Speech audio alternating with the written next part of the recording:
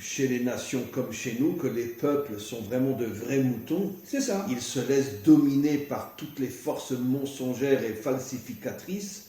Et comment accepter que l'empereur Constantin, qui était l'une des plus grandes crapules de la terre, puisse devenir le porte-parole de la chrétienté. Exactement. Les peuples sont vraiment des moutons. Exactement. Alors regardez, Yehuda Lévi évidemment est très très connu, c'est lui qui a écrit le Kuzari, 1075-1141, c'est une traduction de M. Charles Toiti aux éditions Verdier. Regardez ce que dit en traduction le Kuzari. M. Yehuda Lévi, la forme du grain fait pousser sur l'arbre des fruits semblables à celui dont le grain a été extrait. Il en est ainsi de la religion de Moïse. Toutes celles qui sont apparues après, c'est-à-dire chrétienté, islam, etc., bien qu'elles la repoussent extérieurement, en sont en vérité des transformations. Les religions ne sont que préambules et préfaces au Messie, objet de nos espérances qui est le fruit et dont elles toutes deviendront le fruit. Alors, elles le reconnaîtront et l'arbre deviendra un. L'arbre deviendra un. C'est-à-dire toutes les religions formeront l'unité. Une fois qu'elles seront épurées, bien entendu, de toutes les forces du mal et tous ces mensonges qui ont été introduits au temps de l'histoire par toutes les églises et toutes les... Je dirais que dans notre religion juive aussi, bien sûr, qui n'a rien à voir avec la Torah. Bien sûr. Ça veut dire que aussi chez nous se sont introduits des tas de forces mensongères qui ont voulu casser la Torah pour empêcher les Juifs d'être vraiment reliés au vrai maître du monde. Alors regardez, oui, bien sûr, regardez, à ce moment-là, elles exalteront la racine, c'est-à-dire la Torah, la vraie Torah, la Torah de la délivrance, la racine qu'elle vilipendiait. Ça, c'est une première chose. Deuxième chose, Maïmonide, très important dans son Maïmonide, évidemment, le Rambam, 1138-1204, dans son Mishneh Torah, c'est très très connu, n'est-ce pas? Chapitre 11, Milchot Melachim. Toutefois, les pensées du Créateur sont hors de portée de la compréhension de l'homme, car ses voix ne sont pas nos voix et ses pensées ne sont pas nos pensées, bien entendu. Les actes de Jésus de Nazareth et de l'Ismaélite venu après, lui, ne feront que servir à préparer la voie, voyez, pour la venue du Messie et à réparer le monde entier, incitant ainsi les nations à servir Dieu, Yudke Vavke, ensemble. Ainsi qu'il est dit, Sophonia 3.9, je donnerai au peuple une langue épurée, afin que tous, ils invoquent le nom Yudke Vavke et le servent dans l'unité.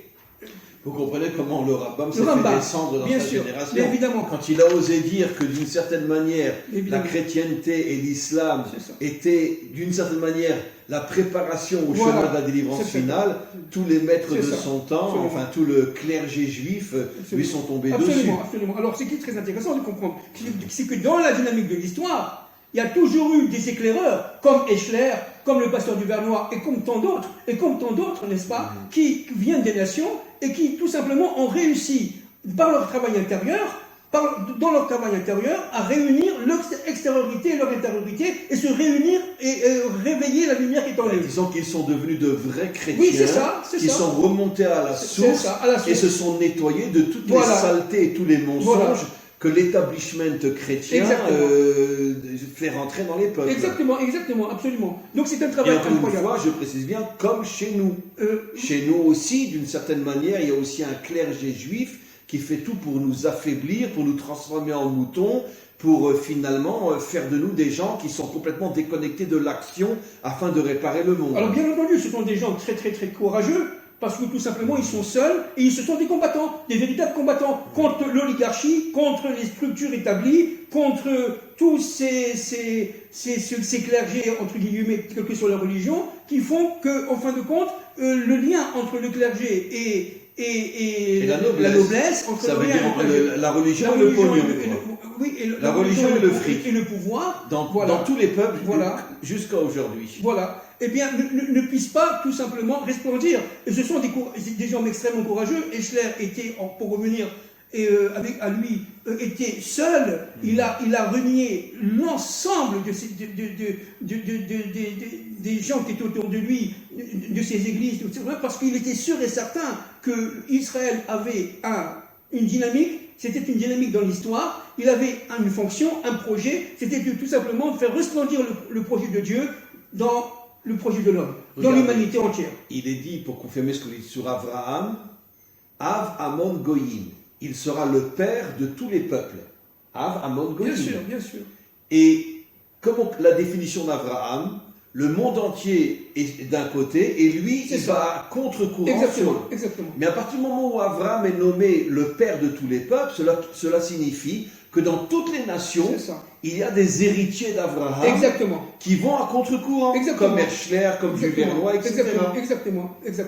Et il y en a beaucoup. Et donc, si vous voulez, comment la délivrance va arriver? Par tout simplement le fait qu'une maturation de l'histoire, dynamique de l'histoire, de civilisation en civilisation, on va arriver véritablement au réveil des nations, de cette lumière qui est empêchée par les clipotes, par les forces d'obscurité. Ce réveil va être redoutable parce qu'il va être subi, il va être, vous voyez, surprenant, très très surprenant. Et c'est toutes, entre guillemets, les révolutions qu'on voit aujourd'hui dans le monde entier. Qui ont toutes été récupérées malheureusement par les forces obscures. Bien sûr. Mais la révolution de la délivrance, cela ne sera pas récupéré. Cela ne pourra pas être récupéré. Parce que les forces obscures, tout simplement, vont perdre leur autocontrôle. Et puis parce que tous ceux qui se réveilleront ont compris une fois pour toutes qu'ils sont manipulés et falsifiés et récupérés par toutes ces forces obscures qui s'infiltrent même dans les révolutionnaires pour les faire tomber. C'est exactement ça. N'oublions pas, on répète ce qu'on a dit, le nazisme est arrivé à une époque